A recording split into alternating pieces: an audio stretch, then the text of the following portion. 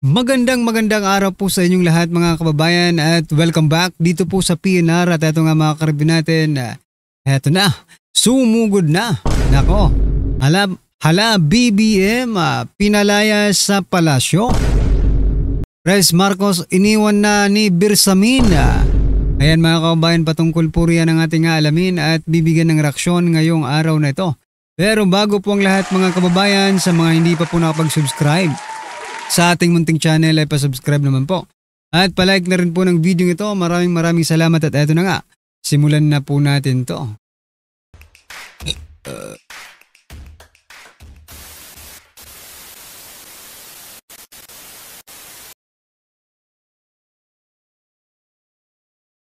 So eto mga kabayan ang balita. Nako, breaking news po ito Executive Secretary Bersamin sisibat, rekto papalit. Ayan mga kabayan Posibleng magbago muli ang mukha ng gabinete ni Pangulong Ferdinand Marcos Jr. Sa napapabalitang pagsibat ni Executive Secretary Lucas Bersamin. Nako po mga kabayan, anong nangyayari Ano po ang nangyayari sa administrasyong ito? Puro na lang sibat-sibat puro na lang layas ng mga gabinete. Tingnan nga natin kung ano po ang naging reaksyon ng ating mga kababayan. Sabi po dito ni Carl, next attraction Palasyo diniin si Bersamin. Oo nga kasi ngayon si Saldico po ang kanilang pinupunteriya. Okay? Mukhang yan na naman ang kakanta niyan. Nako po, oo nga tatakas na si Bersamin, bit-bit ang mga Rinoa bag. Nako. Ganyan noon ang nangyari sa Marcos Sr. Ang kanyang gabinete unti-unti nagsilayasan ayon po yan kay Raul Pipito. Ayan, Nonoy Prado sabi niya naman po, kahit araw-araw baguhin nyo ang gabinete, hindi magbabago ang tingin ng taong bayan sa kasalukuyang administrasyon. Correct. No? Sisibakin at sisibat papunta abroad. Oo nga Parang ganun talaga yung format nitong administrasyong ito. No? Isa-isa nang nilalaglag ng kampo ni BBM ang kanyang mga kaalyado, lalo na kapag natapos ang rally. Si BBM lilipat na rin. Aray ko po. At ito sabi naman po ni Chrome Knight, ayaw mautusan ang papalit. Paktay tayo dyan. Oo nga, si Rektong papalit. Sabi ni Rekto, wag nyo kaming utusan. Nako po. Dalawa na ang magiging hari nito. Dalawa na ang magiging presidente. Ang presidente nga, hindi mautusan rin. Kung si Rekto, nako, dalawa na po silang hindi mautusan nito. Tagilid ng bangka. Totoo yan. Tagilid na po ang bangka kaya nagsisipag.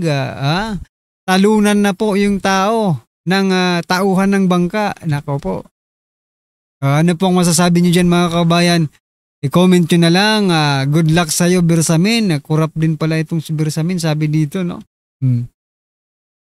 Ito pa mga kabayan, pasadahan din po natin to. Nako. Ito po. Naka-teleskopyo na. No, may microscope, may telescope na.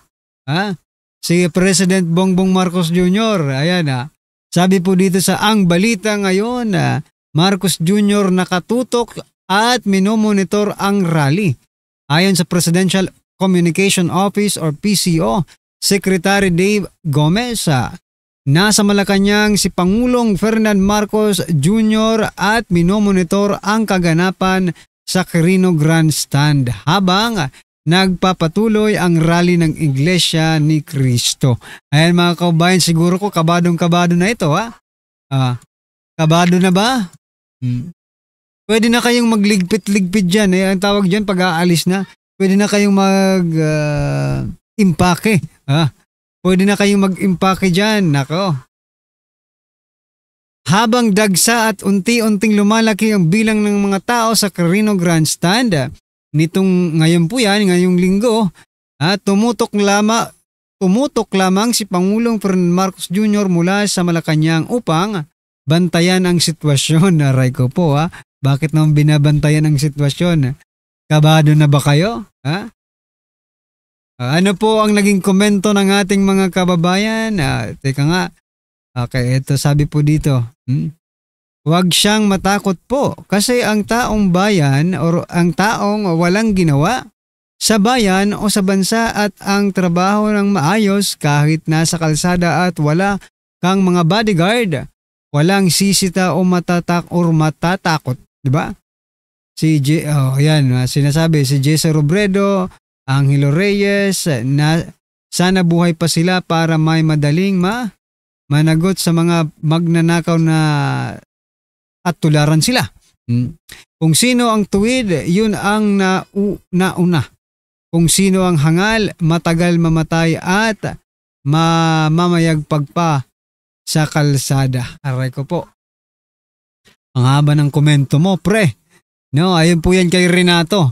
Sa bagay, di ba? Kung wala ka naman talagang kasalanan, you are very free, no? Kahit ka pa dyan maglakad-lakad sa kanto, kung wala kang kasalanan, hindi ka talaga hindi ka kakabahan. Pero kabado na yata si President Bongbong Marcos Jr. Minomonitor na yung rally. Nagmonitor ang magnanakaw. Aray ko po. Ang dabing ayaw sa'yo, BBM. Running na. Ayan, sabi po ni Pangurat, running na daw. Naghahakot na si BBM. Ayan. Wala naman sa Malacanang yan. No? Tama ka. Wala yan. Nasa bahay nila yan, mga kababayan. Baka nasa Ilocos nga yan ngayon di ba? Ang lahat talaga ay may katapusan kaya hanggat may oras pa, gumawa ng kabutihan sa kapwa. Huwag maging ganid at magnanakaw dahil pagbabayaran mo lahat, yan pagdating ng panahon. Correct. Diba? Okay mga kababayan, ano po ang inyong masasabi dito? Mukhang kabado na po sa President Bongbong Marcos Jr. At eto po ang kaganapan ngayon mga kababayan. Barikada papuntang Malacanang. Sabi po dito ng DILG or PNP. Huwag niyo subukan guluhin ang Malacanang dahil hindi magtatagumpay ang kahit na sino na may masamang balak. Yan ang tinitiyak ng PNP. Ayan mga kababayan. Pero teka lang. Diba? Ayan po si Rimulya po yan mga kababayan Pero teka lang. Eto ipakita po natin yung kabuuan ng mga picture ng mga barikada yan Sabi nga po dito parang may Christmas tree na na Christmas light yung Malacanang, kaso nga lang, ito yung Christmas light nila, Maagang pamasko para sa mga Pilipino, mga kababayan. Mga barbed wire, mga karabin natin. Nako. Yan, Ilang yan? Ilang layer ba yan? Sabi kasi kanina, 10 layer yan, No? Rico po. Bakit ganyan sila Sa inyo ba ang Malacanang? Tanong lang po, Kayo po ba ang may-ari ng Malacanang? No? Pinatira lang kayo sa Malacanang kung... Sabi nga po ni former President Duterte, pinatira lang kayo, kayong mga presidente, pinatira lang kayo sa Malacanang, hindi nyo po pag-aari yan. Natatandaan ko nga doon sa isang video na may pumuntang Aita doon sa Malacanang. Sabi po ng batang Aita sabi ni former President Duterte sa Aita na bata, bahay mo rin to, no? So, ibig sabihin mga kababayan, Malacanang is the house of the people. Hindi po ninyo pag-aari yan. Barikada, talagang mga guilty kayo, Mga guilty talaga kayo kasi biruin nyo ang barikadang yan, 10 layers. Biruin mo yan mga kababayan. Protektadong, kayong PNP, protektahan yung magnanakaw. Taong bayan dapat kayo, hindi kayo nakakampi sa magnanakaw. Pero ang nangyayari ngayon, mukhang kampi pa kayo sa magnanakaw. Diba? Eto pa, marami pa yan. Yan, Ang dami nilang, Yan, Samantala, mga kababayan, eto. Eto po ang balita naman. Sabi po dito ni Ombudsman Boying Rimulya, Ombudsman Rimulya, sisiguraduhin daw ang kaligtasan ni Saldico. Aba, huwag kang uuwi, Saldico. Yari ka dito. Yan, si Rimulya, mga kaubayan. Ang masasabi ko lang, huwag ka pong uuwi, Saldico. Si Rimulya nagsabi na sisiguraduhin ang kaligtasan mo. Kabaliktaran yan. Diba? Babaliktad ka kapag nagpauto ka kay Rimulya. No? Okay na yan. Diyan ka muna sa ibang bansa. Isiliwalat mo lang ng isiwalat kung ano man nalalaman mo. Kasi dati gustong-gusto ka talaga naming pauwiin eh. Diba? Para dito ka magsalita. Kaso, nagsalita ka, nasa labas ka ng bansa. And we understand kasi may threat nga sa buhay mo, no? Pero kung pauuwiin ka ni Rimulya, nako. Huwag kang magtitiwala. Kayo mga kaubayan, may tiwala ba kayo sa sinasabi dito ni Rimulya? Na parang sinasabi niya, ako ang bahala sa kaligtasan mo, Saldico. Umuwi ka na dito. Nako, baka matuloy. Pag umuwi ka, baka matuloy na po yung Saldico International Airport. Huwag ka munang umuwi, Saldico, Anyway, eto mga kaubayan, pasadahan na po natin ang video ito at bigyan po natin ng reaksyon. Eto si Ka Eric Celes. Eto po, pasok ka.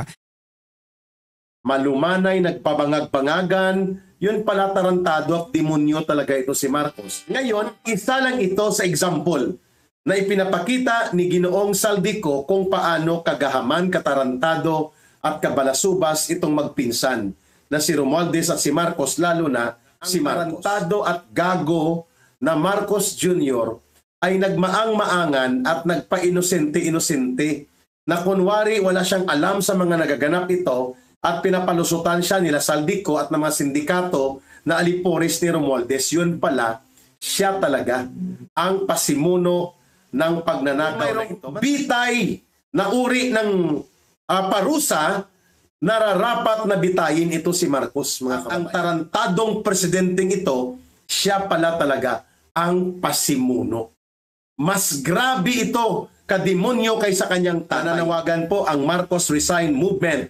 Magkita-kita sa EDSA Shrine, mag-vigil na po tayo, ipanawagan natin na i-occupy na ang EDSA, walang uwian at dapat nang lumayas sa poder. Itong magsimula na po ang pagtitipo ng taong bayan at malamang sa malamang ako ay nananawagan na rin na kung sino po ang handa na sumama sa mapayapang pagkilos na ito, kita-kits tayo sa EDSA Shrine. Wala pong pag-aalangan, pagamat puno ng pagkatakot, subalit itinawid ni Saldico ang kanyang paninindigan na mailahad na si Marcos Jr. ang mastermind. At kasabwat lamang sila nila Romualdez dito sa malakihan at malawakang pandarambong sa kaban ng bayan. May binabanggit siyang mga personalidad, detalye, mga pagkakataon at mga pangyayari. Isa, number 1, tinawagan siya ni Martin Romualdez na wag nang bumalik sa Pilipinas. Noong matapos po ang State of the Nation Address ni Bongbong Marcos Jr. nitong July 2025. Bagamat umalis siya noong July 19 sa pag-aakala na after 2 or 3 weeks makakabalik siya sa Pilipinas. Nung schedule na po na bumalik si Saldico sa Pilipinas, mga kababayan, tumawag si Martin Romualdez sa kanya, stay out of the country. At ang buong akala ni Saldico ay isa yung hakbang para i-secure siya. And we will take care of you. Yan po ang banggit ni Saldico. Sinabihan po siya ni Martin Romualdez na stay out of the country and we will take care of you. Of course, ang we, ang pronoun na yan ay si Martin Romualdez at si Bongbong Marcos Jr. Okay. Sabi ni Saldico, naniwala pa ako at first. Subalit habang lumilipas sa mga araw, nakikita ko na ako na ang idinidiin.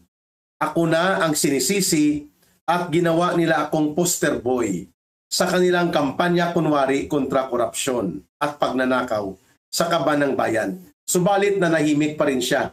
Ngunit nang lumantad na ang katotohanan na talagang ididiin na siya at siya na ang ibubunton ang lahat ng sisi sa kanya, to the point na baka ipapatay pa siya, nagdesisyon si Saldico. Sabi niya, bago pa ang pagpatay sa akin, ay nagdesisyon na siya na ilantad ang katotohanan kanyang kinikimkim at itinatago. Ano po ito? Na noong panahon ng bicameral 2024 last year, that means mga unang linggo ng December yan, tinawagan si Saldico ni Secretary Mina Pangandaman ng Department of Budget and Management. At sinabihan siya na maghanda kayo ng 100 billion pesos na pondo dyan at ipapasok yan as insertions. Mula kay Marcos ito. Utos ito ni Presidente Marcos Jr. according sa revelation si Saldico na idinaan kay Secretary Mina Pangandaman. At sabi pa daw ni Pangandaman kay Saldico, kung hindi ka naniniwala pa na ito ay kautusan na ni Bongbong Marcos Jr., ni Presidente, tawagan mo si Adrian Bersamin. I think si Adrian Bersamin ay pamangkin ni Lucas Bersamin na nandyan po sa Office of the Executive Secretary. Tinawagan ni Saldico si Adrian Bersamin at kinumpirma kung ito ba ay utos ni Marcos Jr.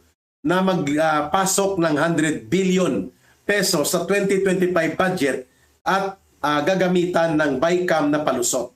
Ang sagot ni Adrian Bersamin, yes, utos ni Presidente at yan ay inirelay na o inihayag papunta kay DBM Secretary Mina Pangandaman. Ngayon, kinausap ni Saldico si Martin Tambaloslos, si Romualdez, at sinabi niya na malaki yung 100 billion pesos para hindi makita na bumukol, na lahat lang ilalagay sa DPWH bilang insertion. Sabi ni Saldico kay Martin Romualdez, pwede bang hatiin natin ang 50 billion, ipasok natin sa DPWH, doon natin itatago, ang 50 billion ay doon sa DepEd o sa ibang agencies of government. Sinagot daw ni Martin Romualdez, si Saldico, hindi yan pwede. Hindi yan papayagan ni Presidente. Ngayon, nag-validate sila muli kay Secretary Mina Pangandaman. At ang sagot ni Secretary Mina Pangandaman ng DBM, dapat ipasok yan sa DPWH kasi sinabihan na yan ni Presidente si Speaker Romualdez. Meaning to say, mayroon na pong prior na pag-uusap in this particular amount of 100 billion pesos. Hindi pa po natin na pag-uusapan ang marami pang isisiwalat ni Saldico. So nag-usap na pala ang magpinsan. Si Romualdez at si Marcos. At sinabihan si Romualdez na maghanda ka, ipagtabi mo ako ng 100 billion pesos. Ang gago at tarantado na Marcos, akala mo, pagmamayari niya ang perang ito. At sinasabi niya, ipagtabi mo ako dyan ng 100 billion pesos. Ipasok nyo yan. So yun ang sagot ni Martin Romualdez kay Saldico. Utos niya yan at what the President wants, the President gets. So ito pala ang katotohanan. Akala natin malamya, malumanay, nagpabangag-bangagan, yun pala tarantado at demonyo talaga ito si Marcos. Kung ang pagbabatayan ay ang mga pagre-reveal o ang pagbubunyag ni Saldico. So sabi ni Saldico, wala siyang magagawa. Bubukol talaga sa DPWH ang 100 billion pesos. Sabi niya, sana itago na lang natin ang kalahati nito sa unprogrammed appropriations. Kasi si Presidente naman ang makapagpa-release ng mga proyekto na ang source of fund unprogrammed appropriations. Ayun. Hindi po pumayag. Kaya, ngayon, isa lang ito sa example na ipinapakita ni Ginoong Saldico kung paano kagahaman, katarantado at kabalasubas itong magpinsan na si Romualdez at si Marcos, lalo na si Marcos. Ayun. Yun po ang unang punto. All along, ang tarantado at, pardon my word, ang tarantado at gago na Marcos Jr. ay nagmaang-maangan at nagpa-inosente-inosente na kunwari wala siyang alam sa mga nagaganap ito at pinapalusutan siya nila Saldico at ng mga sindikato na aliporis ni Romualdez. Yun pala, siya talaga ang pasimuno ng pagnanakaw na ito. Mantakin mo, akala niya ito ay hiwa ng baboy o karne na ipagtabi mo ako ng 2 kilo, 3 kilo, kukunin ko mamaya. Wow! Ganun pala ang style nito ni Marcos Jr. Sinabihan niya si Martin Romualdez, ipagtabi niyo ako ng 100 billion pesos. Ipasok niyo dyan sa budget. Wow! 100 billion pesos! And we are talking of only one example how Saldico revealed what the president once the president gets, no? Gago talaga itong putang ina Marcos. Sorry ha. I'm sorry. Grabe, grabe. Talagang mapapamura ka the way Saldico delivered his revelations and expose laban kay Marcos Jr. Ngayon, ito, nang naipasok na po ito at sumambulat ang iskandalo ng korupsyon, nagulat daw si Saldico kung bakit ito binubulgar ng presidente. Yun pala, dahil bumukol na ang mga projects na ito. At ngayon, lumalabas na naghahanap si Marcos ng scapegoat at mukhang hindi na mapipigilan na mabubuko na siya ay mayroong mga flood control projects na pinasingit, ipinasok, pinapunduhan at pinalusot nila Romualdez at Saldico na ang layunin ay nakawin at durubuhin at kulimbatin ng pundo. So yan mga kaubayan, ano po ang inyong opinion, reaksyon patungkol po dito? Nako, yes, Eric, no? Hindi mo talaga mapigilang di mapamura, no? Mga kaubayan, dito po sa mga nangyayaring ito. Anyway, ano po ang inyong opinion, reaksyon? Paki-comment na lang po sa baba mga kaubayan. Maraming salamat po. Please don't forget to like the video, pa-subscribe din po mga kaubayan. Maraming salamat po.